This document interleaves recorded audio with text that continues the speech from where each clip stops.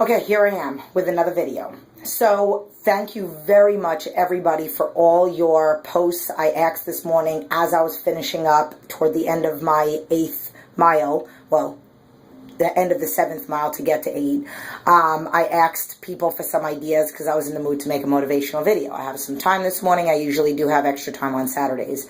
So my son's watching his cartoons right now.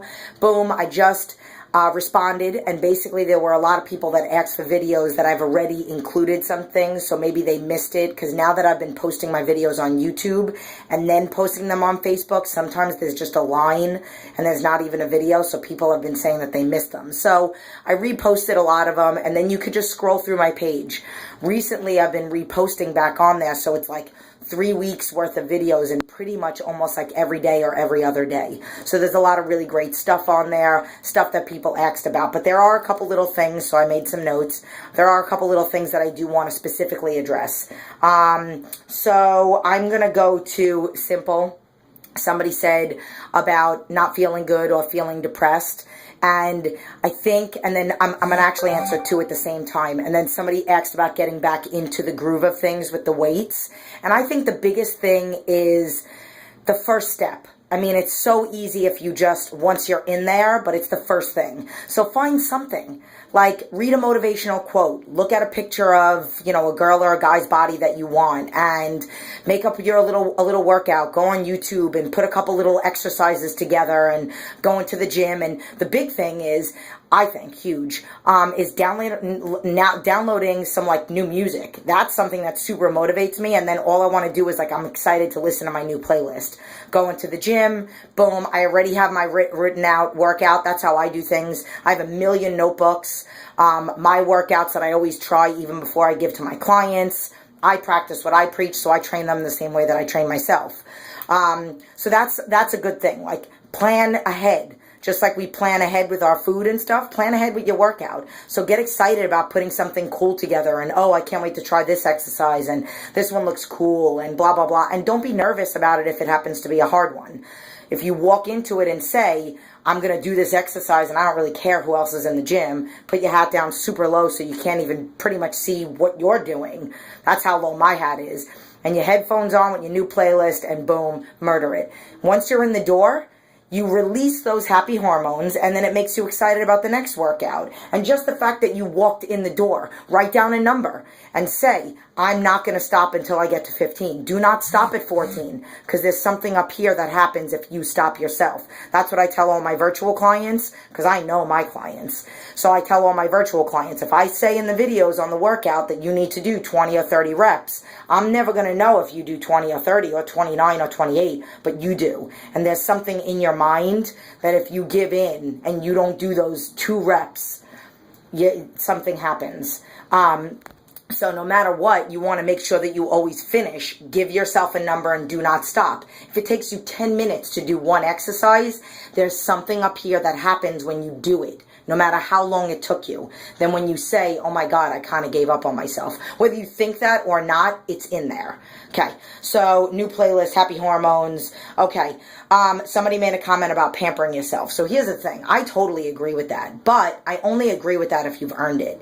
So I tell clients all the time, you earn a cheat. I mean, we should all learn to relax. I mean, that's a big, huge factor. Meditation, thinking positive things, getting massages every now and then, whether it's like a pampering, relaxing massage, or it's a deep tissue massage to help you out with like some issues or pain, which are really good to get, and I used to get them. I don't really need them that much anymore. I have a lot of issues. Sometimes when they're bad, I see somebody and whatever. But in reference to like pampering yourself, even with a cheat, and I'll kind of factor into that, you have to earn that. So I give clients cheats. Some people don't want it because they believe the same thing that I do, that cheats don't make any sense. But if you do good for like 3 days and then you taste your kid's chicken nugget, and I use this as an example all the time because my son's going to be 5 in June, and I've never had to taste his chicken nugget to see if it was ready. So that whole excuse is just sad. I'm sorry if you've used it, and if you're hearing this and you're like, oh my God, she's such a BI.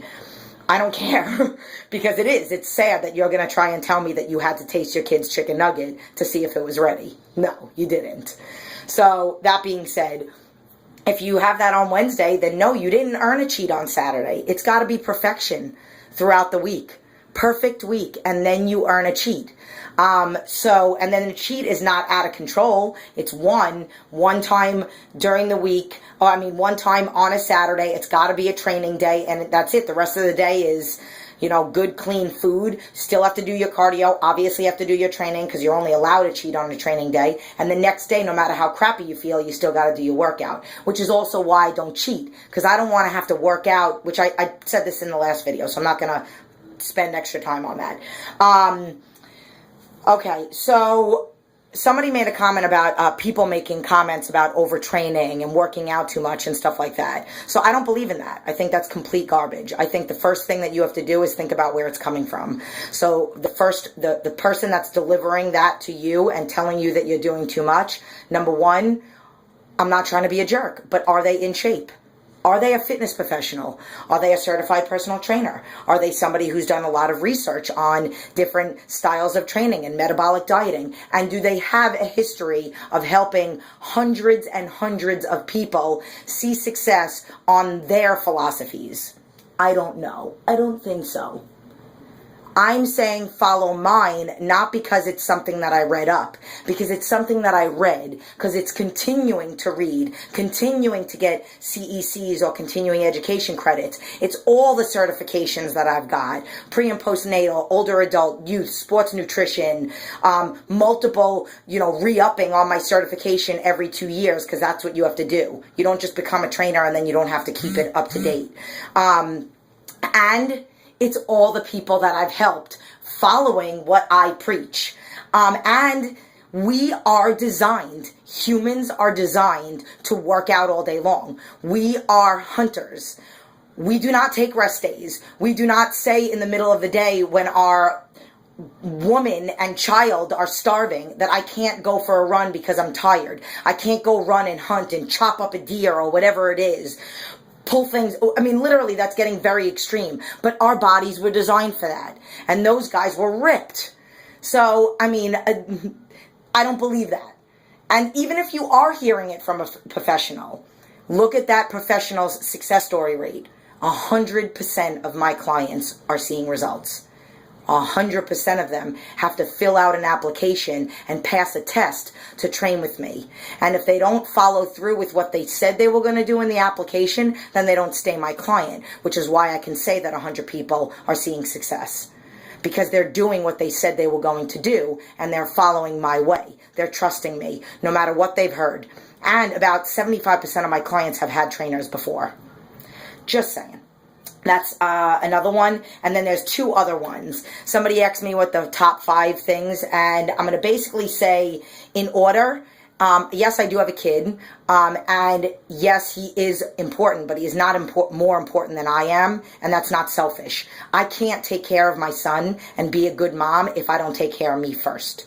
So my health is the most important, because if I'm laying in a hospital bed with an IV in my arm, I physically cannot be a mother.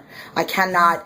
Yes, I have clients. Yes, I have a business. Yes, I have all those things. But first and foremost, if I'm not healthy with my Crohn's disease, my colitis, my thyroid problem, my hypothyroid, my fasciitis in my feet, being able to walk around and train clients, my shoulder issues, my bursitis, my tendonitis, my issues with my back and my spine, and a car accident I had in 1999 that I still suffer pain from.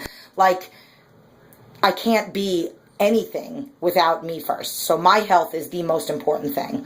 Then my son and my husband and my family, because I don't want to ever not be able to play with my son because I'm too tired or sick or bloated because I ate bad or didn't do my workout, or I'm feeling lethargic because it's a lethargic day because I didn't do anything. My clients, obviously. And then my workouts, of course, these last couple ones aren't really in any, the clients is right after my family. And then challenges and my workout are the last two. And I don't really, of course my workouts I'm very excited about, and I want to always be able to murder them, and I don't want them to feel like punishment. I don't want to have to work out any harder than I already do to make up for doing something bad, or have to work out harder on the same workout, but it feels I had to cheat the day before that. No. And the challenges. I ask for them all the time, and and it makes me feel so good when I'm either in session and a client's like, oh, can you demonstrate that movement? And it's the most disgustingly hard movement. And I get up and I look at them and I could see their tonsils because their mouth is open so wide, because they're like, oh my God. Like, that was bananas, full range of motion, single arm push-ups, whatever, heavy, oh, give me your 90-pound kettlebell, let me demonstrate with it. Like, those are the things that I like. And I like when people challenge me on Facebook. Like, hey, Jen, like the person that challenged me with the running backwards. I did a video at 13.0. I've done it at 13.7, but there was nobody at the gym. So a friend of mine challenged me. He did 13.2. Now forget 13.7. I got to do 14.0. And at a moment's notice, I want to be able to do it. Unfortunately, my treadmill doesn't do that. So I am going to have to wait. But like, somebody challenged me with the battle ropes and the running backwards.